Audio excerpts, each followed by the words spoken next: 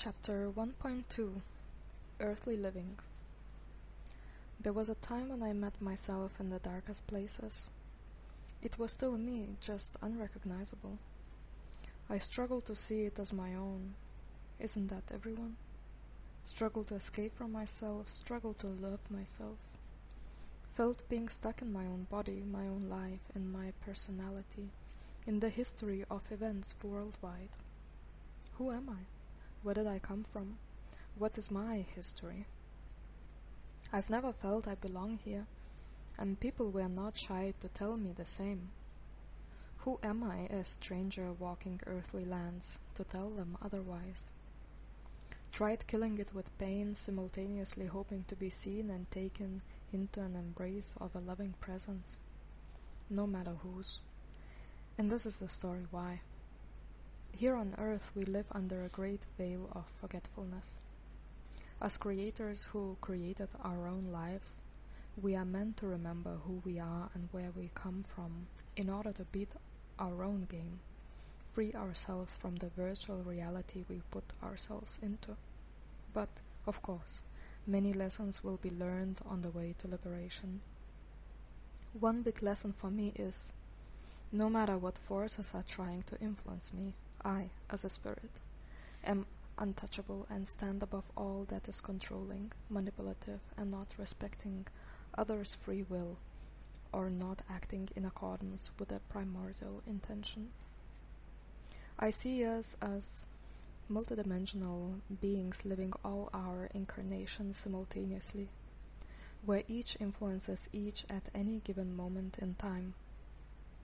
I like to picture it as a carousel where my higher or true self is at the top in the middle where the strings gather, while each string represents an incarnation, all existing simultaneously and parallel to one another, joined and observed by the all-seeing presence.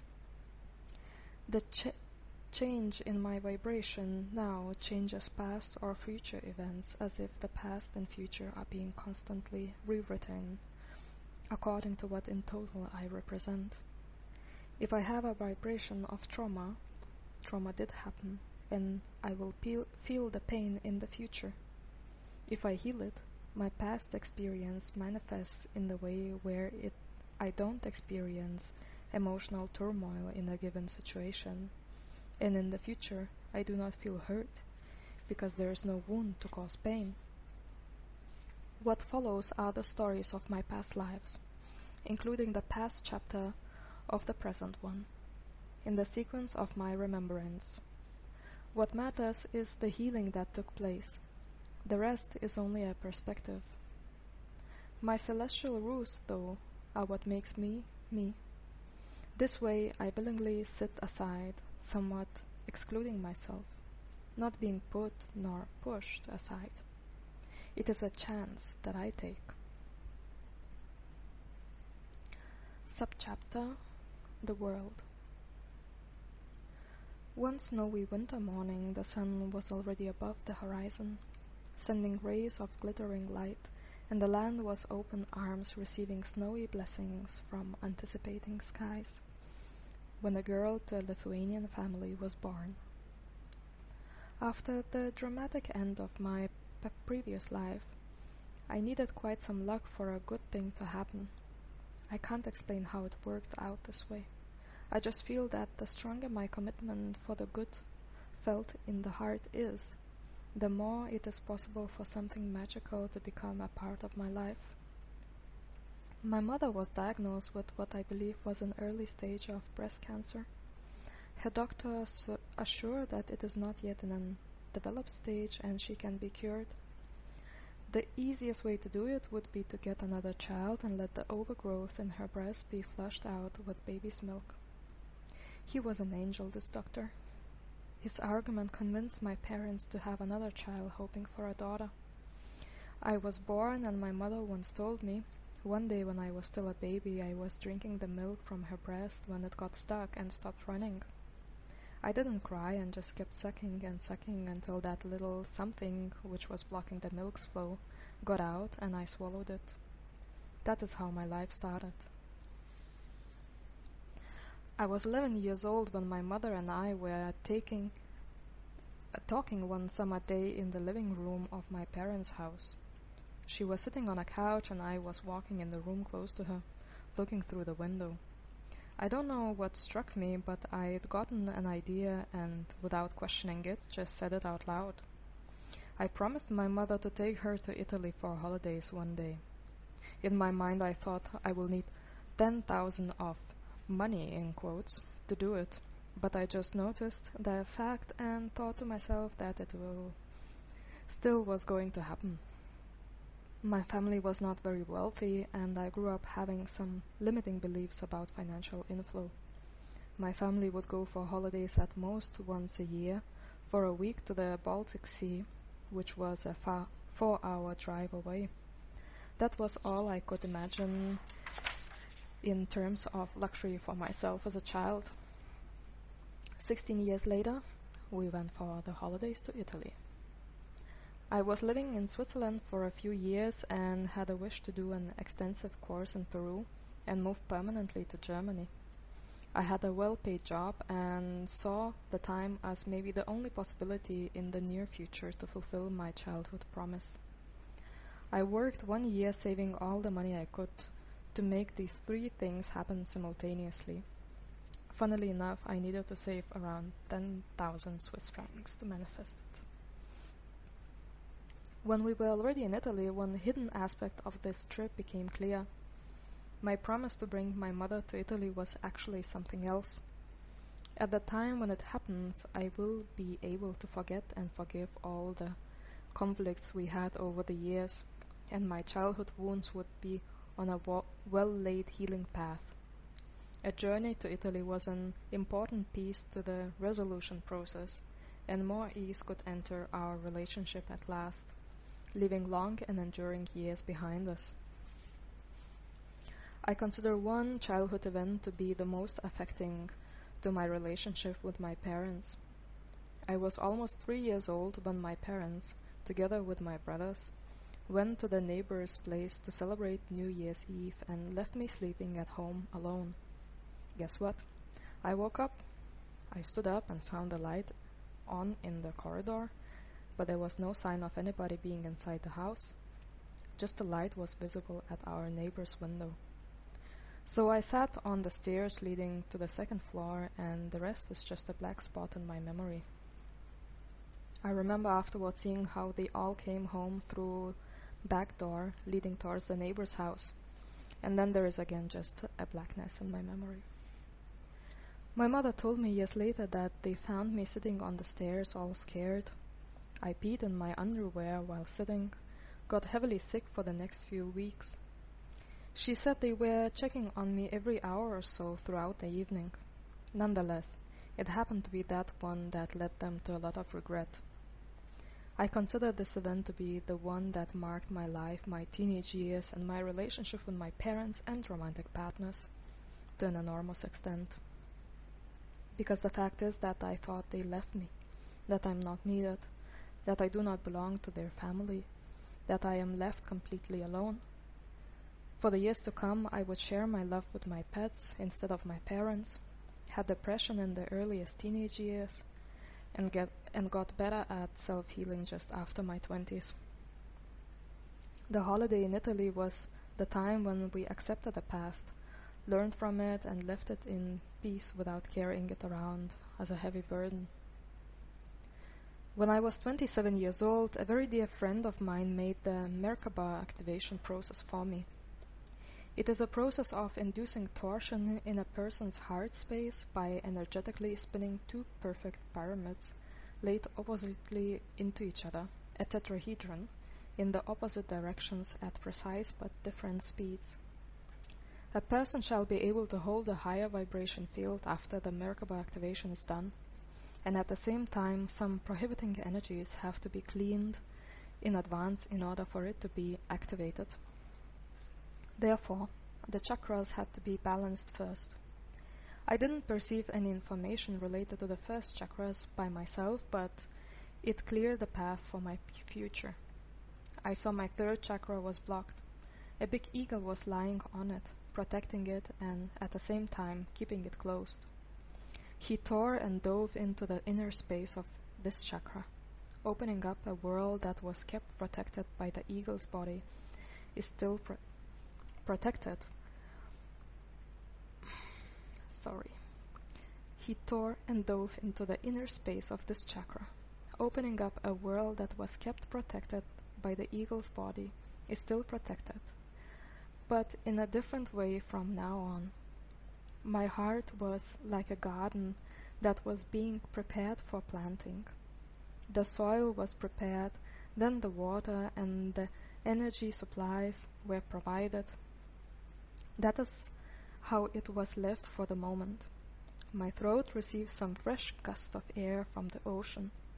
Then I saw the garden in my heart being full of flowers dancing in the wind. How lovely. The storm came over my throat, warm summer breeze after the storm was gone. Third eye activation was intense as I felt sharp pains in my ears, and once again work was being done on my vision. This time, at least the crown chakra didn't cause me any trouble. After the chakra balancing process was done, it was time for me to receive a gift from the spirit world, as the mandala activation process requires it. My dear friend received the following gift for me: a breast with a poisonous needle inside it. He needed to put it in my chest, but struggled to do so as the gift was none of what he is used to perceiving. A lesson of trust reached him in this way, and after a little inner struggle, he continued with the process. He put it in my chest and observed how the poison completely destroyed my left breast, burning it into ashes. I have never thought before that I was carrying the energy of sickness from my mother. Neither did my friend know about it. When I saw that, the contract I made with my parents suddenly gained weight in my eyes. In a way, it was also a sacrifice from my side to accept it. But there is nothing that we can't learn from and that can't be brought into balance. So the actual present I received during the Merkaba activation was an anti-poison. The elevated Merkaba field could not exist alongside the low vibration of the disease. And from the place of a destroyed breast, a new healthy one was grown in the subtle realm, where the process took place all along. After the Merkaba activation was done, I went on an inner journey. Here I got to experience the fourth tide of Kundalini awakening.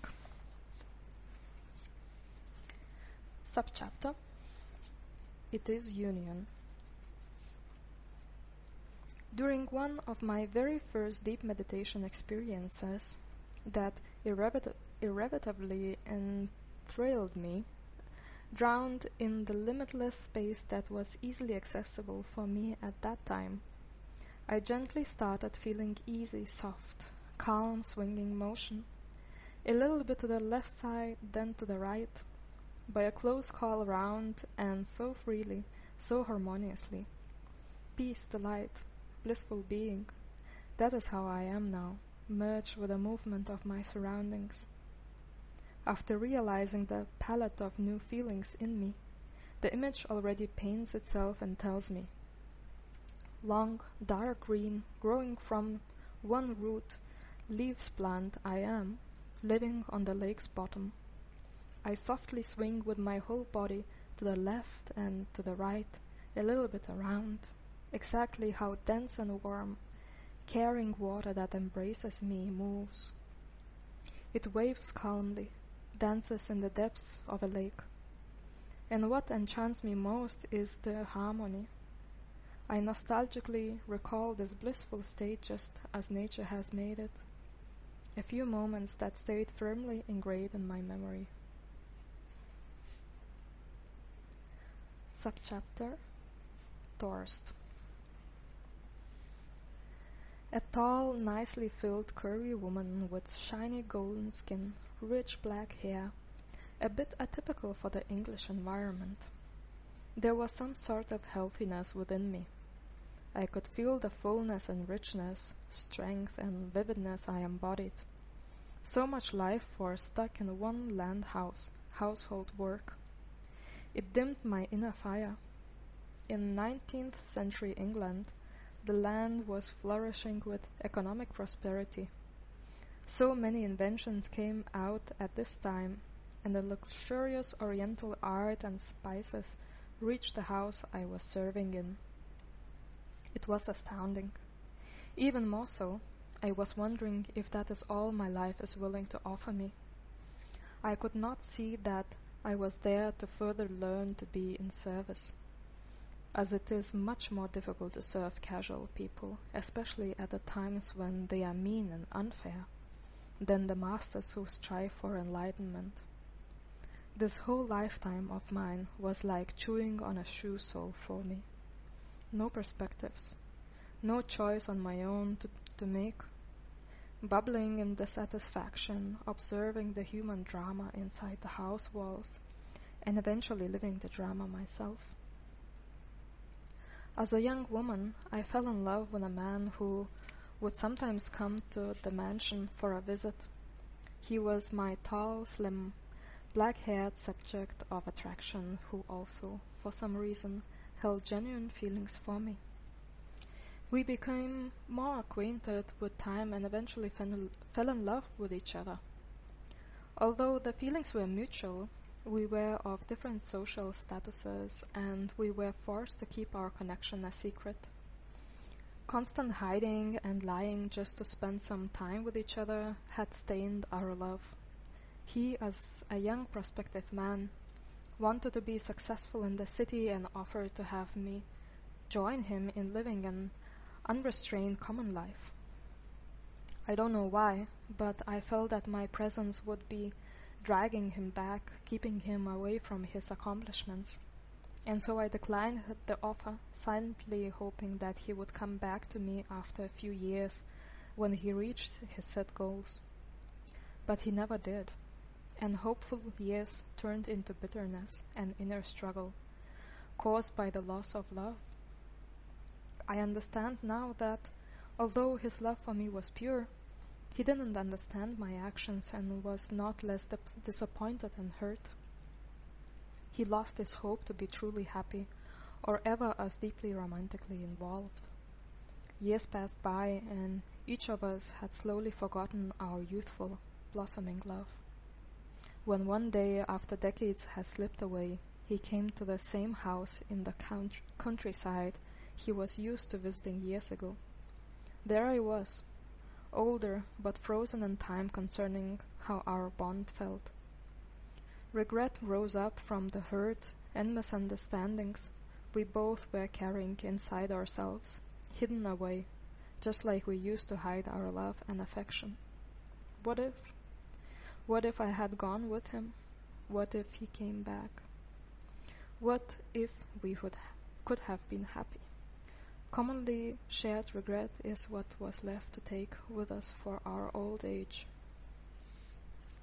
After my beloved one returned to his city life, I was left struggling with myself more after each passing year. At the age of around 30, I was sexually abused by another servant of the mansion, to add to my inner struggle. He was a big, tall, dark-skinned man. He was provoking me for a while with his filthy, direct looks or coming too close, not respecting my personal space. One hot summer day he was working in the backyard with other men when I brought them some lemonade for refreshment. It happened to be so that the other men were already gone for a break, and he used the possibility of being alone with me in forcing himself on me. This memory came up through a dynamic meditation that I did regularly in my early 20s. I told my friend spiritually guiding me at that time about it, and he introduced me once again to the power of visualization and traveling back in the memories spread along vast timelines. I visualized as clearly as I could the scene from the past, but instead of suffering the abuse, I manipulated the scene in my mind and turned it into something empowering, where I am no longer a victim, but rather in control of the following scene. I did not delete what happened. It did happen, but in my mind and the feeling in my body, when I think of it, it is more of a seductive nature, seeking pleasure, not being ashamed of my sexuality, recognizing myself as a self-confident, blooming woman instead.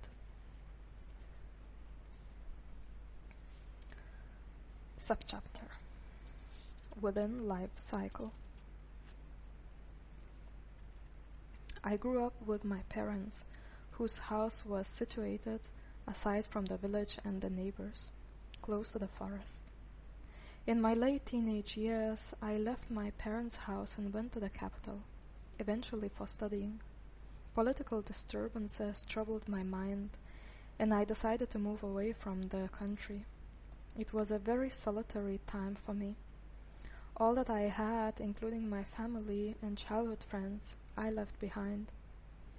Because of the Cold War and my home country's occupation by the Soviet Union, a constant feeling of insecurity was like a shadow following me wherever I went. I just kept moving from one place to another without knowing where my goal was. Before my 30s, I suddenly found myself feeling at peace and at home in my beloved India. It brought warmth again into my heart. I felt that I belonged. There I encountered the Osho, spiritual leader who lived from 1931 till 1990. Community that welcomed me as any other traveler with open arms, and I in return made it the main part of my life from then on. I have brought with me quite well-developed intuition, inner depth, but also sadness rooted in it. During meditations, I would connect to my family in Lithuania, whom I had not contacted since I left. In 2014, just before finishing my studies, I perceived a clearer picture of what happened. At that time, I was ending a relationship with my long-term boyfriend, to whom I will always carry a deep love for in my heart. I want him to know it. He was my best friend, and I love him dearly for his good heart. But as the time changes, my intuition told me it is time for me to move into the new. As I left for Switzerland, he was the one of the last ones to say goodbye to me and give me his blessing.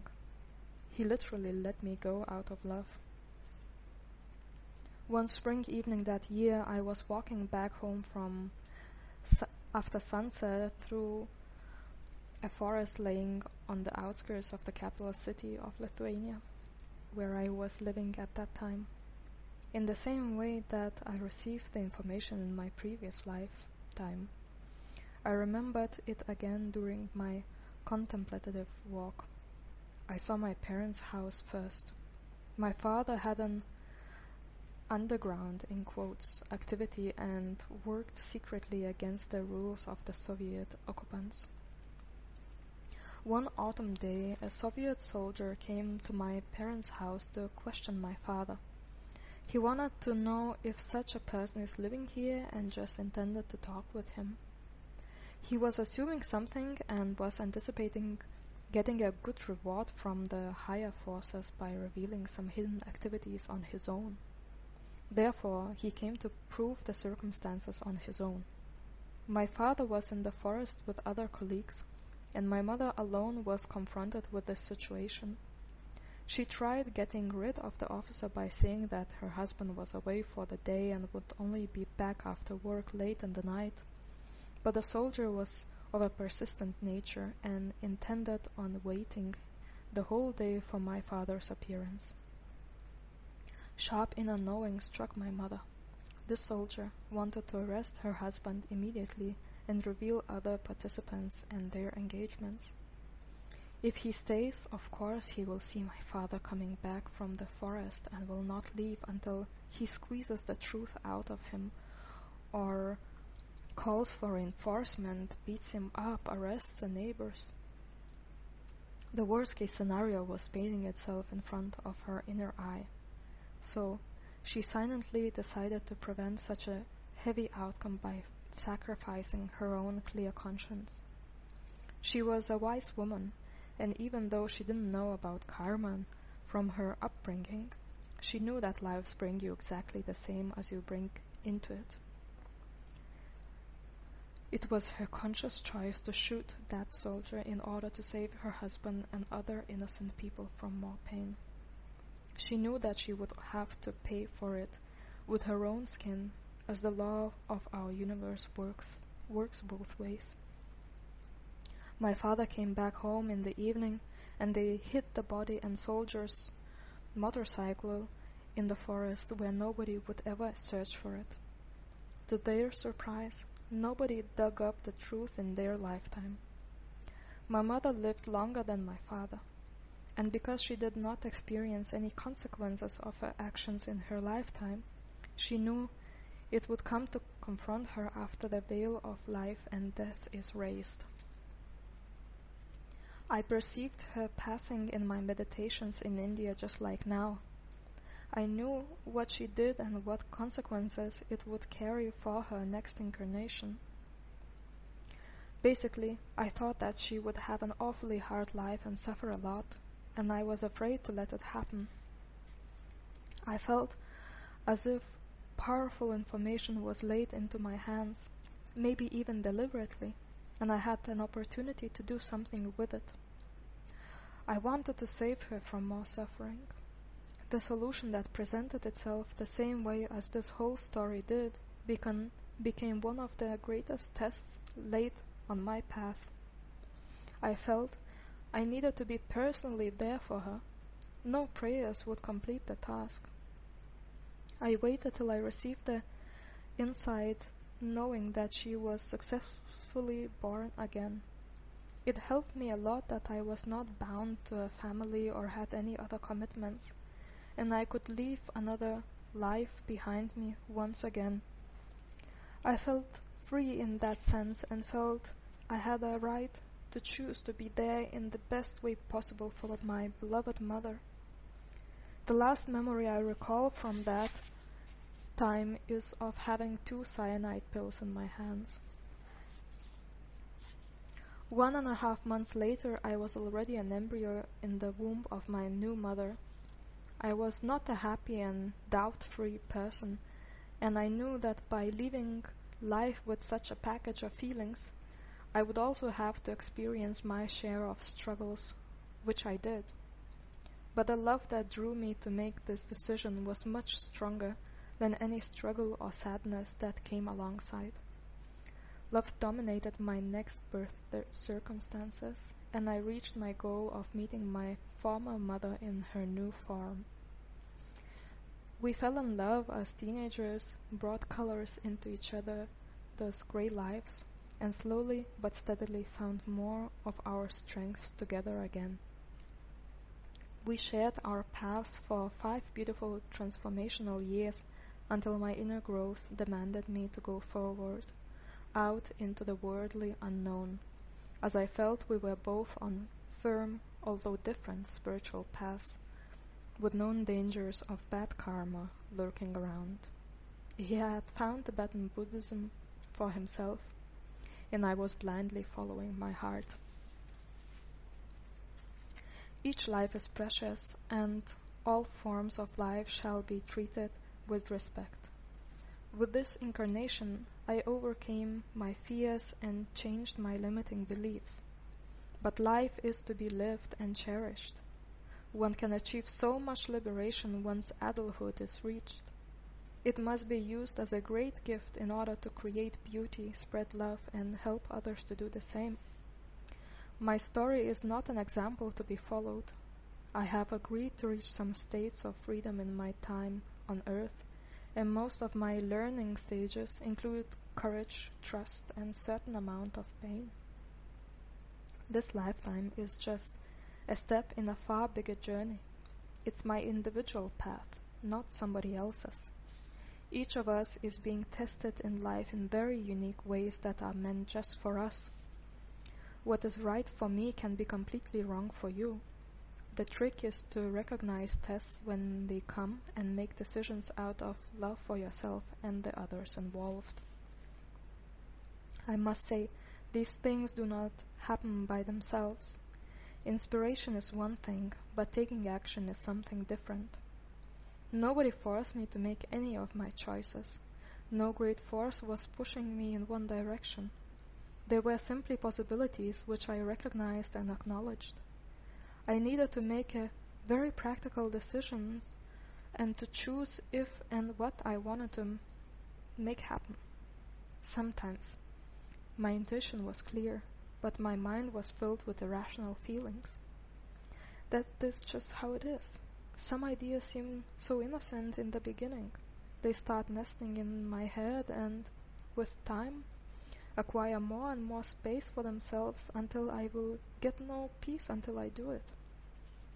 Luckily, these ideas come along with a genuinely good feeling about it, a wish to fulfill it. That's what makes it happen. Subchapter: Jeweled with Wisdom. Born in Tibet, I entered monastic life in the very first years of my life. This time I came with a different attitude and was absolutely devoted to seeking higher spiritual achievement. I almost received the title of Geshe, which is similar to a doctor in the Western world, regarding the level reached in conscious practice and education. I have cleaned myself immensely from the burdens of the past through religious practice and have cleared my path for the future events to enter my life. But somehow I was still not ready for it all, and I wanted it to happen way too fast. In order to gain this title, one needs to spend 3 years, 3 months, and 3 days meditating in a cave with little to no food or water at the end of the schooling process. Somewhere in the middle of this process, I failed to sustain the energies and died. I felt these energies rip me apart and I could not maintain the stability, bringing it all into my core. And it dominated. It devastated me. This lifetime was the richest in gained wisdom for me of all my incarnations. The qualities I achieved in this lifetime, I feel, are the most present in me now. I would be a completely different person if I hadn't had these experiences. And the seeds that were planted once have now grown into plants that are bearing fruits. Out of the deepest love and compassion as a Buddhist monk, I now renew my vow. May I cause no harm for the others nor for myself in order to benefit myself nor others. I pray to be protected from my own unconscious thoughts, words, and actions. All have the origin and the effect. I vow to persist in not causing harm to any living being through my direct or indirect actions, thoughts, or words. After I took my vow, I began to make fewer to no exceptions concerning the emotional exchange with my surroundings and focused more on stability and kindness towards myself as well. A thing I was striving for, not knowing how to get before. It brought real peace to my emotions, awareness to my actions, and light on my habits that can now be molded into something new again. The night after I took my vow, I had a dream. A very dear friend of mine who is related to that tradition congratulated me on joining the teaching and the practice. She gave me a gift, a necklace for protection. She hung it on my neck and put it under my blouse so that no one would see it. The symbol was a cross standing vertically in the middle of a small crossed-inside circle made out of silver, a symbol related to so many religious traditions, as well as manifestation of a standing sound wave pointing towards the well-known, in quotes, "In the beginning there was the world." Then the scene changed and I was immediately given a test. Some nice woman was giving me delicious-looking food. Most of the dishes were made with milk products. I remember my new promise, and with a grain of sadness after the original excitement, I rejected her offering. It is not the first time that I've gotten tested in my dreams, and surely not all of them I passed. Subtitle, subchapter, Crowning. As a child, I had a habit of lifting my smallest finger up when I was holding, for example, a cup of tea. My parents found it very amusing and were joking that I was probably a palace lady in my previous life. Funny how such words slip. I don't think that they firmly believed in reincarnation at that time, but it got me thinking.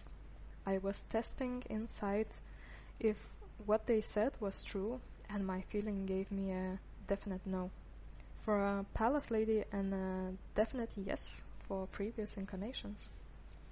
Only when I got in contact with Krishna devotees at the age of around 20 did it click, and I remembered the connection.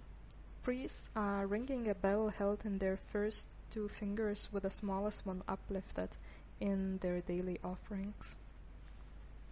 In the 16th century, Krishna descended into the human form as Chaitanya. According to existing information sources, he lived from 1486 till 1533 and was the initiator of the Hare Krishna religious movement. I devoted my life to serving in a temple after I encountered this movement and its leader with the joyous life force that they spread. I have a picture in my mind of a man with a shaved head, his back turned towards the observer. In the light priest robe he is walking a forest path, surrounded by jungle-covered hills, in a state that feels very much like serenity and complete inner silence. Body full of light, merged with forest surroundings, in a state of bliss. I see now that in my previous incarnation, I was mainly driven by the motivation for self-improvement. I was striving for personal achievement. The knowledge I gained satisfied me so much. But in order for me to move forward, I needed to learn how to forget myself and become selfless in service. Maybe it was that challenge at the end of my previous life I did not manage to bestow, letting me go.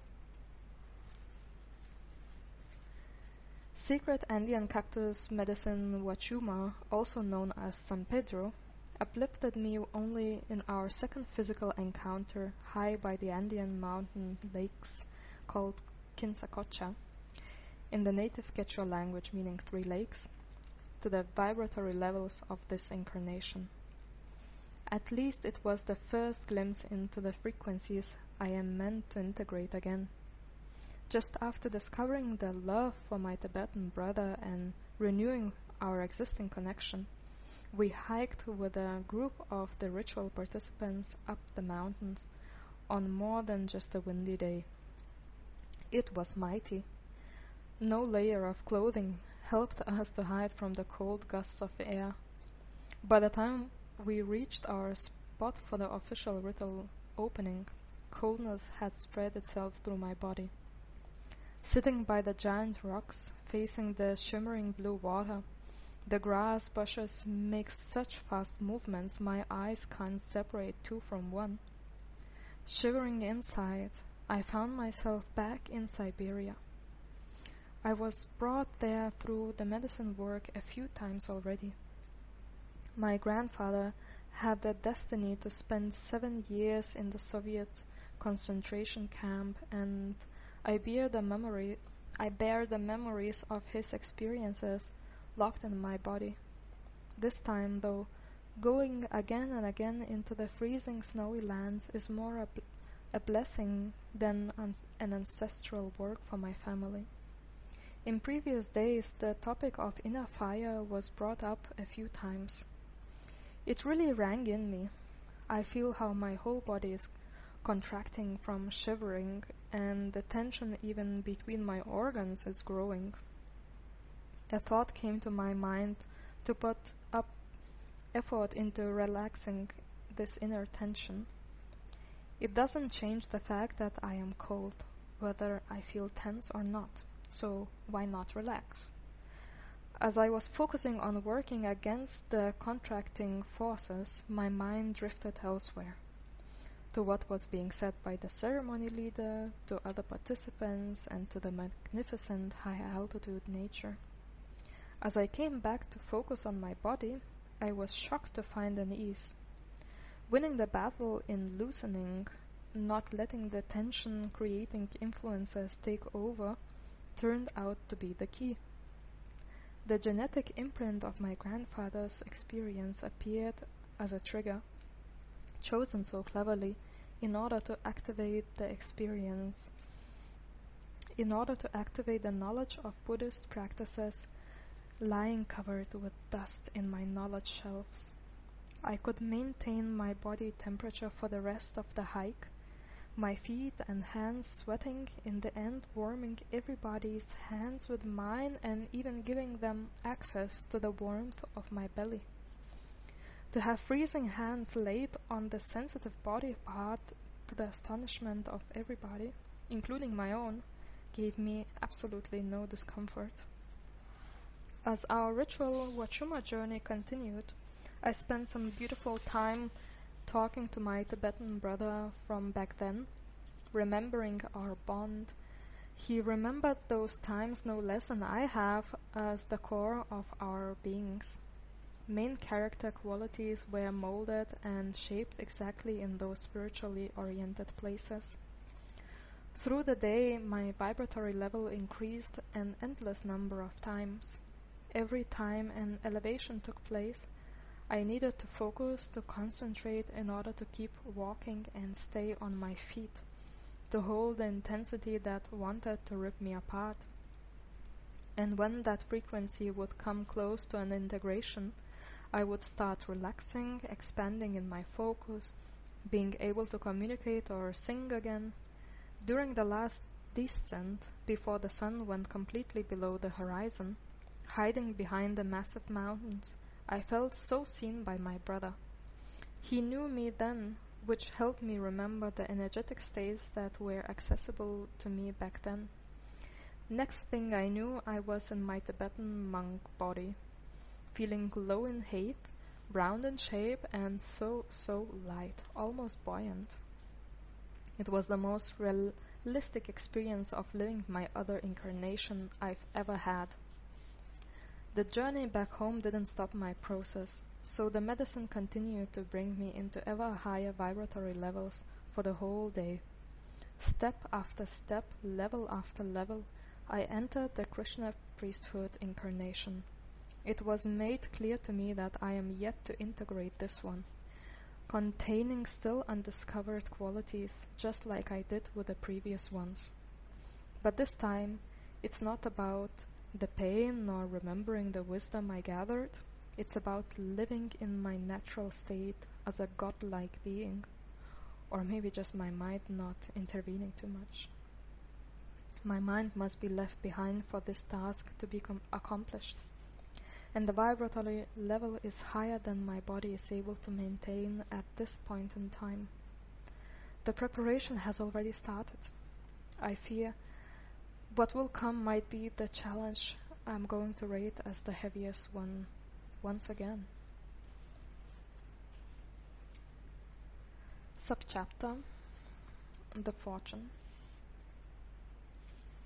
My mother died when I was still a child. My father, not seeing purpose in staying in the surroundings where he feels chased by his old beautiful but now so painful memories, decided to move permanently out of the country. India was at that time occupied by the British Empire and offered very attractive perspectives to the people who were seeking to escape old memories and pains.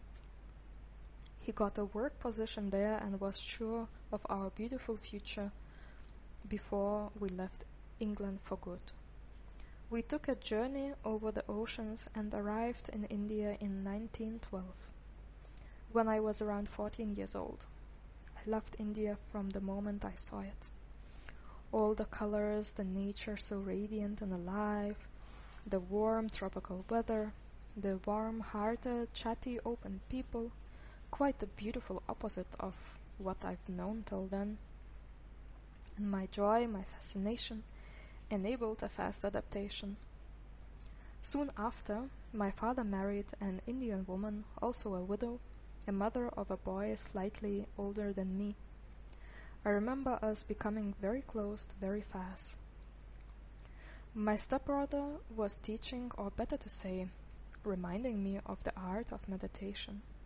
He has become not only then but also in my actual life a great eye-opener and support to me. My stepmother, only 15 years older than me, married my father 2 years after we came to India. She and my father haven't gotten children together because of some sad reasons lying in the past events regarding my mother-in-law. But the union brought her a higher social status and happier times in general in her life. She was a lovely, warm-hearted woman, also with an interest in spiritual teachings and life's philosophy. We became close friends as soon as I stepped into adulthood, just a few years after our new family was created. I married a young Indian man after turning 19. After all these lifetimes of hard work and self-improvement, I was at last shown what it feels like to love a man and to be loved back so openly, experiencing the joys and sorrows of my own family life. It was a marriage of love and devotion that grew as we grew older together. I know it because I have met him again. The sparks of love could not have been missed the moment he looked up to the terrace to meet my eyes, where I was soaking in the warmth and beauty of nature's surroundings. It was also clear that the serenity of our connection is not to be continued in the same way as lifetimes ago. There's no need in chasing the past. It blooms and is alive all on its own. Throughout my life, I did not need to worry about material providence. First my father and then my husband were providing me with all the necessities and comfort. I had this great opportunity, a freedom of choice in how I wanted to spend my life. I recall the feeling of being so at peace with myself, mesmerized by the beauty around me, from a boat in a broad river, sitting together with my husband. Light blue dress with a flower pattern on it, long blonde hair, a light umbrella to hide from the tropical sun, and the streets full of life across the river. I have met quite a few Indian gurus and was following a spiritual path just as lifetimes before. I became a priestess in the Shivananda Center founded by Swami Shivananda Saraswati, after having an opportunity to learn from him in person. At that time I found something I had not practiced before, humanitarian work, as the suffering in India is so obvious besides its beauty. Mahatma Gandhi was my inspiration for non-violent philosophy. Paramahansa Yogananda was yet another guru I felt a great resonance with. I practiced Kriya Yoga, which has its origins leading from Mahavata Babaji Mahaja. No surprise that in my actual life I was led to a community in Swiss Alps, grounded on a former Babaji ashram, with a temple devoted to him and still very active in its role as a power center for the community. It feels as if it is dominated by Babaji's Shiva-like destructive or transformational field. The place is so intense, one is being shaken to reveal deeply lying habits, patterns, shadows. It's not gentle, but it is a powerful and effective way. I spent 5 rich months there and would say afterwards that I did 10 years of inner work during that short period of time. I saw Ramana Maharshi picture in one book and sensed an immediate connection to him. What was different with him was that I didn't want to read anything about him All I wanted to do was stare at his picture, feeling like I was under a spell. I used to meditate by just looking at it and letting my sight blur, my thoughts drift away. It was powerful to me. I could enter halls of silence, see faces. Till this day I did not read anything from nor about him, but after some years, a very good friend of mine asked me if I had heard about Ramana Maharshi. He was reading a book about him and was very impressed by its contents. I replied that I don't know. I don't remember the name, but if he would show me a picture, I might recognize this person. The picture was the very same one that bewitched me years ago. I told my friend about my experience and how this picture has affected me. To my surprise, he was equally surprised to hear my short story as I was to see Maharshi's picture. He explained to me then that the main teaching of Ramana Maharshi was silence, that which contains no words but the wisdom lying behind the reach of the conceptual mind. My mind was blown away. All in all, it is just such a wonder, a teaching put by the teacher in his student's heart, because energy prevails. It knows no limits. I had more than a few opportunities to be a witness to it. Subchapter: Infound Compassion. Wide hilly surroundings with tall, almost dry grass. No bushes or trees in the landscape, nor flowers, but a lake among wild hills. The sky is so white, blue, and clear. Only very few feather clouds have lost their way in the crystalline ocean. The landscape looked very much like the Mongolian one, but it was Tibetan highlands. The air was dry, thin, and fresh. I could see that lake from the doorstep of my family's hut. In front of the entrance there were vegetables, like plants growing, red round fruit similar to a tomato. In the direction of the sea I could only see a wide, slopy landscape. The Himalayan mountains were standing behind the hut my parents built with their bare hands. The hut was built on the side of a rocky hill in its protection from the cold wind blowing down from the high mountains. I assume the wind direction would change depending on the season. We would have warm, dry winds blowing from the northwest in the summer, while coldness and wetness would reach us from the southeast in the winter. In the early teenage years, I was sent to a monastery to live a Buddhist monk life. I was resistant to this decision made by my parents.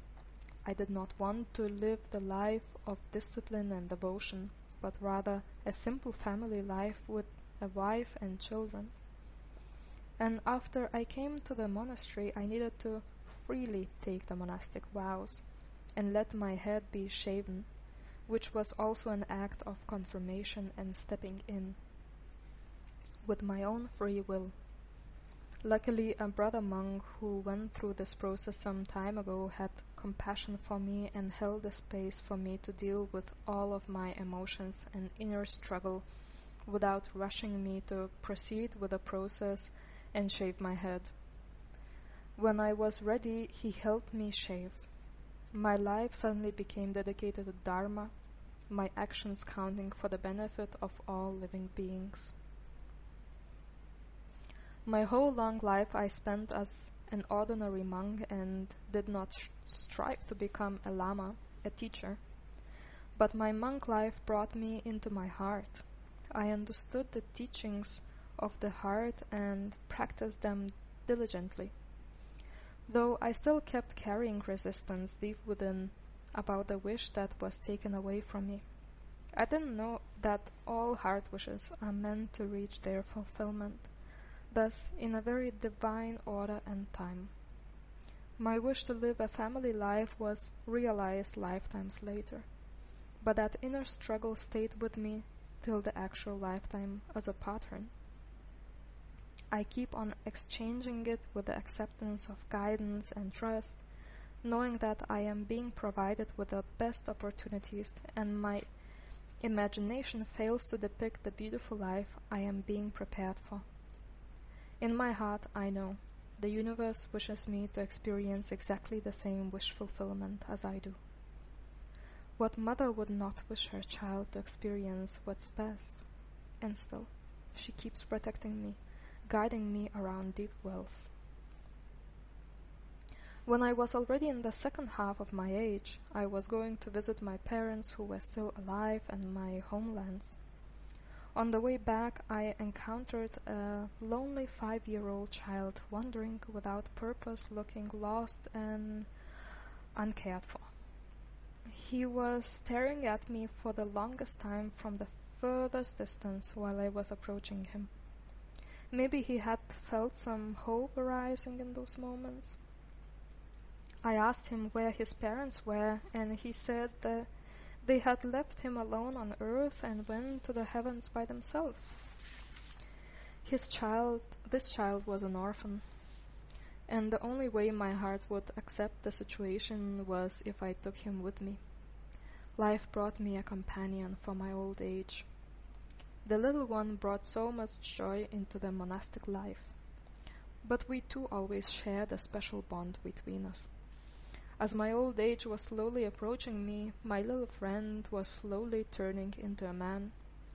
I remember him rubbing my feet while I lay resting, as my feet had tired easily now.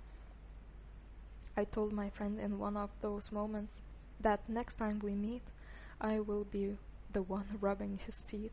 I will be the one who shares my heart's warmth with him. He cared for me so much, that young man. And the woman in her late 80s I met for feet reflexology massages was radiating that same deep appreciation and connection we shared back then. Subchapter: Through Sorrow. In the early years of my adulthood, I fell in love with a young man and he fell in love with me. We started a family in our own house, situated by the forest, still in close vicinity to the village I was born in. A daughter was born, first child for his and my incarnations on earth. It is such a unique feeling one has for their firstborn child, as if the heavens itself have descended onto one's family, and more beauty, gratitude, connectivity can't be there. We loved her dearly, and I loved my daughter's father twice. He appeared as my second partner in my actual life because we have left something undone. I recall one day when our daughter was around 1.5 to 2 years old. I went into the village and he stayed at home with the little one to take care of her. I don't know exactly how it all happened, but she choked on something and couldn't get enough air to breathe. He couldn't save her and she died at this young age, with a tragedy devastating us both as parents, partners, and human beings. I blamed him for what happened to her and put full responsibility for our daughter's loss on his shoulders. I thought he just wasn't careful and attentive enough, and he alone was to blame. He hasn't fought back. Just like me, he probably thought he could have saved her. Out of my pain, I screamed that I never wanted to see him again and ran away into the forest depths, away from any villagers, to die in my own pain. I took the body of my girl with me and went through the darkest journey of my soul of all times. No torture can compare to the pain a mother feels for her lost child. I never forgave him and never managed to heal the wound. After this tragic death, I lived a solitary life where I had time to lick my wounds, get my sanity back, and come clear with a completely different reality. As the years went by, I learned a lot from nature and slowly opened my heart for those in need who had also suffered. As a healer and a herbalist living in solitary life somewhere in the European mainland during Celtic times, I recall people coming to me with their usually serious health problems seeking help. The tragedy made me socially impaired. Living in the woods, nature, and the people seeking my help in the later years helped me heal. I slowly opened my heart again and instead of hiding, allowed others' presence back into my life. I started living again. This way, I found compassion. Subchapter of Freshly Cut Wounds. Every day I went to the temple for further preparation, and at the end of each learning stage, there were initiations.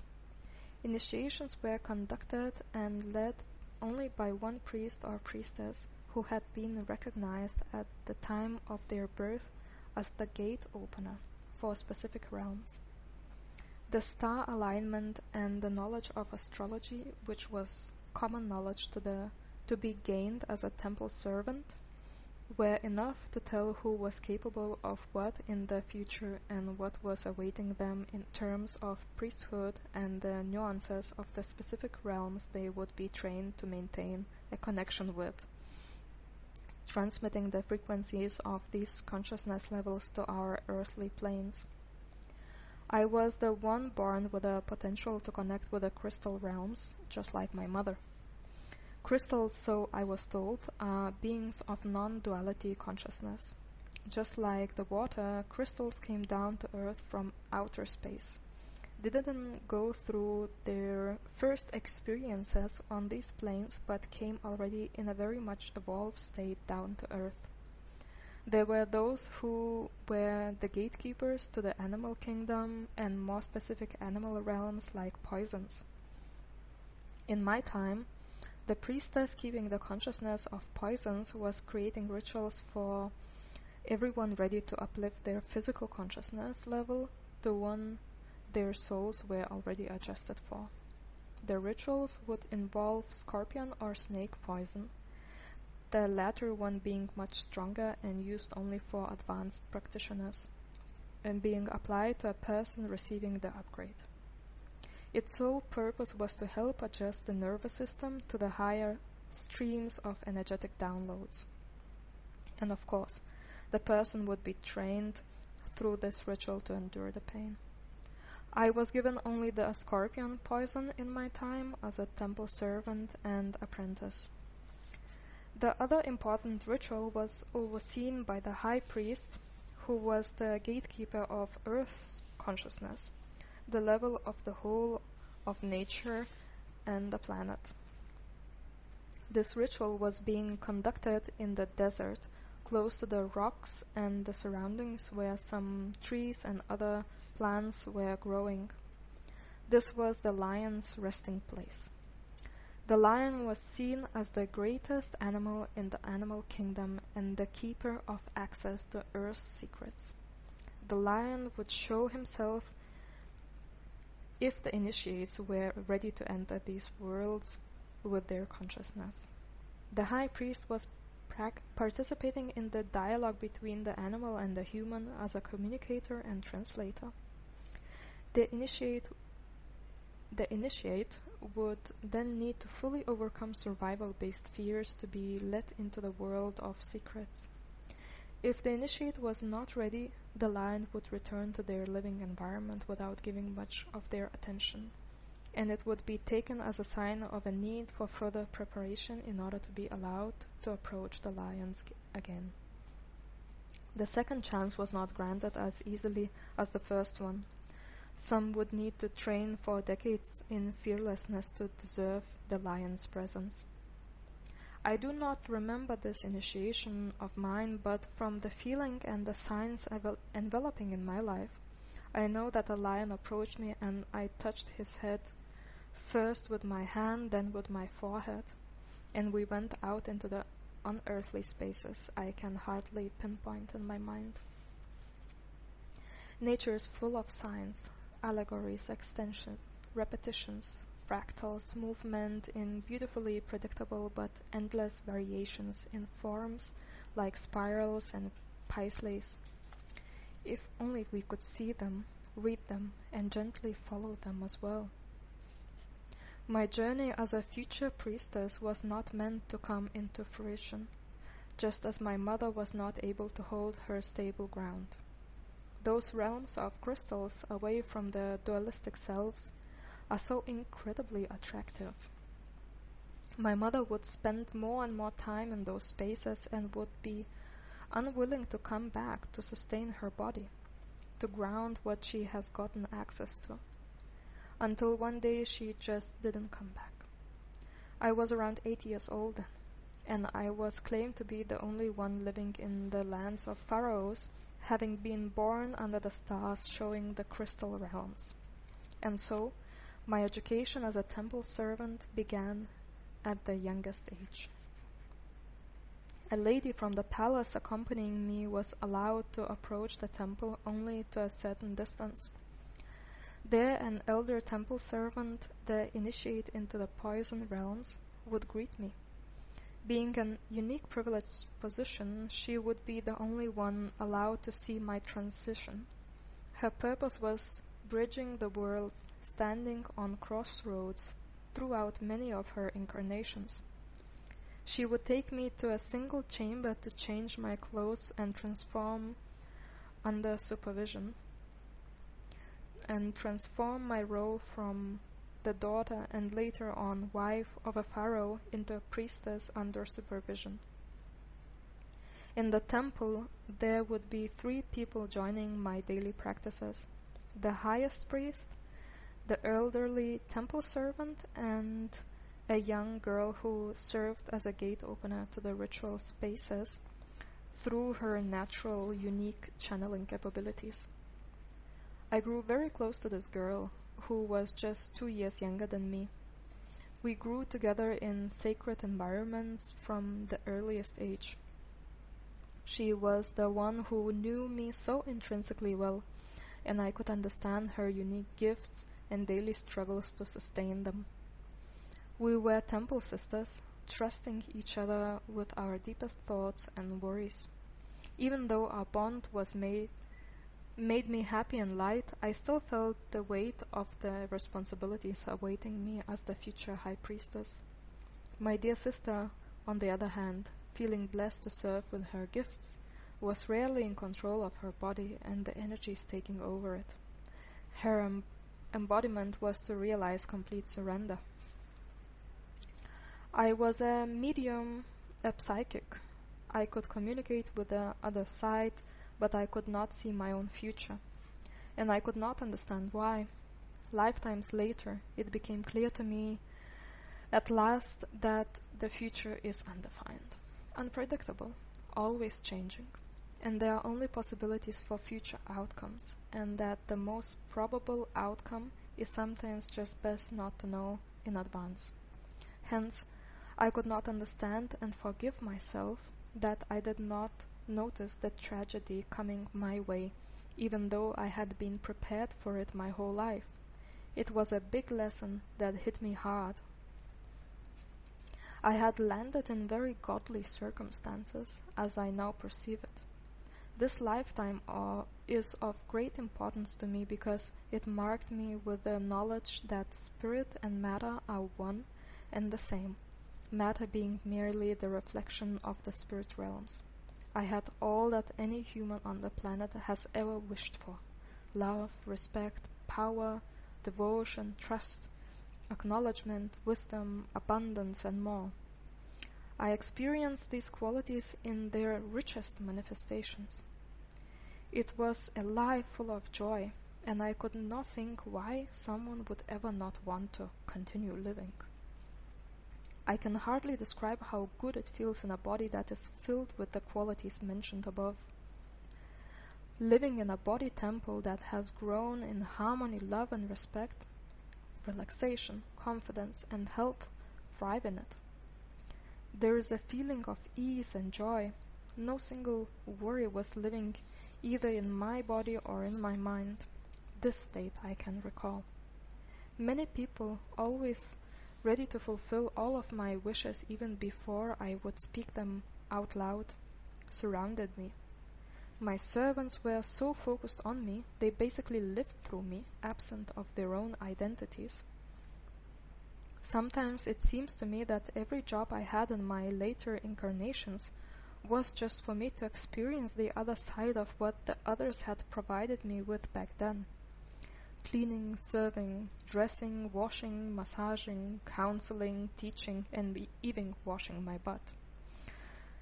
But I must admit I enjoy doing it all for the others. Giving and receiving have both beauty in it.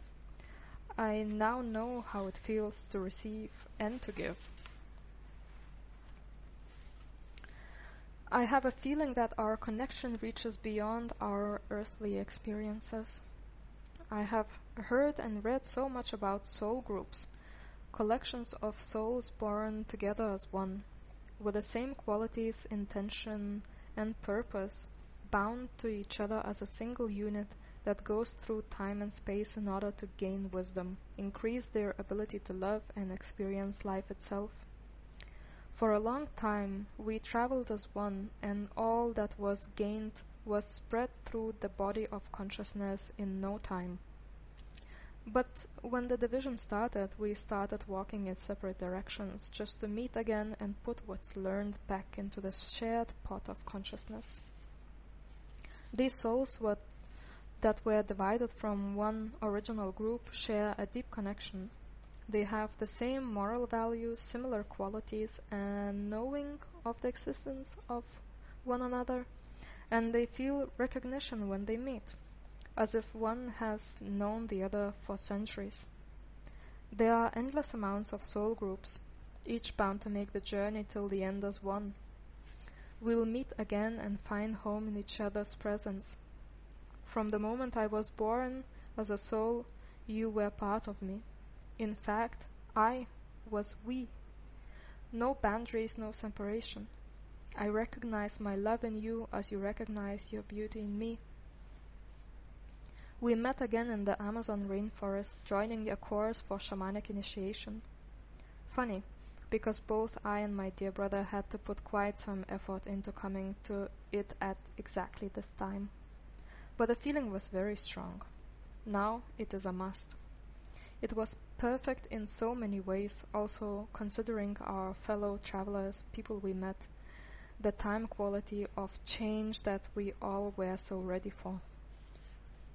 The 7th week of our stay in the camp close to Iquitos, Peru, was time of reward and clarity given to us after all those weeks of growing connection and understanding, helping each other evolve through constant triggers and absolutely honest, open conversations. One day we had again a deep, eye-opening talk concerning different behavioral patterns of ours. I was shamefully admitting and acknowledging my personal behavioral flaws and committing to even sharp observation of my own actions. On the evening of the same day, it was time to immerse ourselves into the world of plant spirits through a beautifully powerful ayahuasca ceremony. I asked the medicine to help me shed all of the spikes and needles my personality still holds, to smooth the corners. As I got to know later, the spirits knew all along what needed to be adjusted. They were just waiting till I asked for it. That night, I was ready. I do not yet see the direct connection between my decision to be a gentle person and the memories that came back to us that night, but maybe it was that one last drop needed to reach a certain state of mutual understanding and openness needed to truly see each other. The ceremony focused on our own personal struggles until my dear brother invited me to come and so play him, that is, to blow tobacco, mapacho, smoke onto him for cleansing and protection, and by doing it help him and myself at the same time. I was having a beautiful time so playing him, feeling more and more lightness reaching me, studying his energy field. I felt guided about how to clean hindering energies and how to bring beauty and lightness. I appreciated this opportunity. I was longing for such direct lesson and felt deep gratitude and joy in my heart. When the ceremony was over and we could talk again, he asked me to listen carefully and stay strong in myself. Something important, life-shaping, and related to me was coming up to him that night. I can only imagine what he felt by experiencing the revelation of our paths crossing for the second time, with the first one having a dramatic end of me being tortured and killed by the person I now call my brother and friend. While listening to him, I felt an Egyptian flare, broken bones in my arm. How come we still have this deep connection? Is it even possible for such an experience not to damage the smoothness of the future exchange? One thing I can say, we walked a long way to be able to meet each other with such a state of hearts. It was planned for us to meet again when we had accomplished the lessons the first experience opened us for. Isn't it interesting how profound and mystical the information we get is?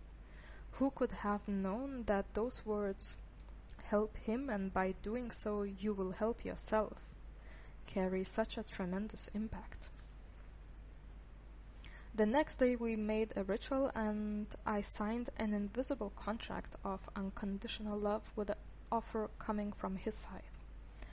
I give my deepest gratitude for this person, for he has willingly taken the promise to love me with no boundaries, no time. I feel I can relax now. I do not need to carry the whole world alone on my shoulders. There will always be someone who drags me out of a pit if I fall too deep. I definitely feel having people and spirit helpers who support me in the most difficult situations. But this reassurance gave me even more strength. After signing the contract, I felt great winds blowing energies away from me and clearing the space in front. I thought to myself, if I can love one person unconditionally, I can love everyone and everything unconditionally then. There will be no stopping or holding back from this moment onwards. We have made this step and now there is no turning back. We both signed up for this. Angels around us were dancing and celebrating this moment.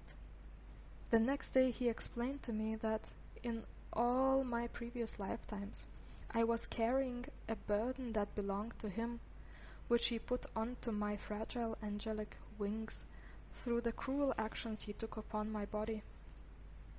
He willingly took the heaviness back to himself in order to make justice. While hearing it, I could no longer hold my tears back. It was the first time in my life when those wounds were seen and openly acknowledged. This acknowledgement was even of greater importance to me than the relief from the burdens itself. I see now that all those times in my life when I felt treated not rightly, unfair, not justifiably by others, were leading me towards this resolution. I was learning to forgive. Forgive others without having a reason to do so, and forgive myself. For the sake of peace and in order to free myself from the heaviness I carried within me. I got free because I do not hold on to the victim's mentality any longer. There is no such thing as being a victim. We all signed up for these experiences with our free will before coming down. Therefore, I take responsibility for my own reactions to the situations, no matter how damaging they may seem from aside. Only I can put myself into the feeling of being victimized, and only I can decide to step out into my own strength. One more amazing plant medicine ceremony was given to me after these realizations took place, in a time scale of 3 days in total. All the important details of that previous lifetime of mine were presented in my inner vision. It took place at a time when the vibrational level on Earth was still very high and Egypt was still partly covered in forest. At that time the desert was already a desert, and the pyramids were in dry surroundings just as we see them now. I was the daughter of a pharaoh and the wife of a pharaoh who was also my brother. I was a sorcerer, a wizard. I saw myself looking out from the palace into the desert and the pyramids, and at the same time looking through dimensions. I was making rituals and connecting with other dimensional beings. I was highly respected and loved, especially by my father and my brother. I have chosen to experience the greatest possible abundance and power available for a mortal human being, but also the pain in an equal amount. I was just in my early 20s when I was knocked unconscious and kidnapped, brought into the forest by a person I now cherish so much. The palace herbalist betrayed me out of jealousy, feeling he was not being sufficiently recognized for his knowledge in his old age. He enabled unnoticed intrusion into the palace, giving the kidnapper details on when and where to find me alone. I was not aware of this herbalist's feelings. I probably wouldn't be able at all to understand how someone can be unsatisfied with their position. I deeply felt that each person chooses their lives and the roles they play, the duties and purposes they have for that time frame. In those times there was less confusion and less chaos concerning finding one's purpose and living it, because the surroundings one was born into were already showing where the person belonged. Big contrast to nowadays from my perspective, as finding where one belongs is frequently a lifelong mission with no guaranteed success. I saw a knife that was used for inducing as much pain as possible before my soul left my body. I could not see the face of the person who was doing it all to me. I could see only a monster, a demon, and felt great sadness for him and his shattered soul. That person dishonored my body temple so badly, and it was the greatest pain on the soul level I experienced during this torture. After this realization, I discovered a completely new relationship to my body, the one based on love, care, and respect. I saw my extraordinary eyes, which were able to look through dimensions, taken out, as well as my tongue, which was able to speak spells and bring the multidimensional sources through for communication. Those abilities were symbolically cut away from me. I feel in the same symbolic way I got back access to them after these realizations. It was always there because it belongs to me. I just did not know it existed and could not reach for it nor grasp it. My third eye is suddenly willing to see again. My task in that ceremony was completely focused on myself. I was taken back in time to see this experience because I needed to reconnect with myself, with the aspects and feelings that were not processed in the time when it all happened. My whole life in the ancient times of ancient Egypt, I was being prepared by the spirit guides and teachers for the experience I was to encounter. It was my first lifetime on Earth. I needed to be prepared in order to survive as a soul and not to break down from going through the extremes of pain, injustice, and animalistic cruelty. I needed to forgive myself for allowing such a terrible thing to happen to me, attracting it into my life as I was partly blaming myself. And to no surprise, the task I had in my actual life until these ceremonies was to learn to forgive others. The cycle is now complete, as I was going towards this resolution for lifetimes now. Thus, it took years to clean the debris. and I was not spared from hardships related to the violence that I endured.